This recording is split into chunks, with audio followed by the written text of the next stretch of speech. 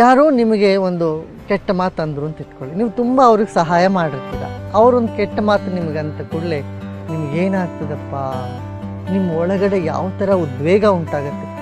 ಆ ಉದ್ವೇಗವನ್ನು, ಆ ವೇಗವನ್ನು ನೋಡ್ಕೋಬೇಕು.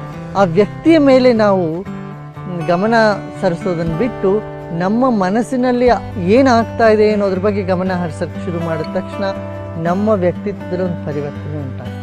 ಆ ಥರ ನಮ್ಮ ಒಳಗಡೆ ಒಂದು ಪರಿವರ್ತನೆ ಉಂಟಾಯಿತು ಅಂತಂದರೆ ನಮ್ಮಲ್ಲಿರ್ತಕ್ಕಂಥ ಮುಗುಳ್ನಗೆಯನ್ನು, ಪ್ರಸನ್ನತೆಯನ್ನು, ಶಾಂತಿಯನ್ನು ಬಹಳ ಸುಲಭವಾಗಿ ಯಾರಿಂದನೂ ಭಂಗ ಮಾಡೋಕ್ಕೆ ಸಾಧ್ಯ.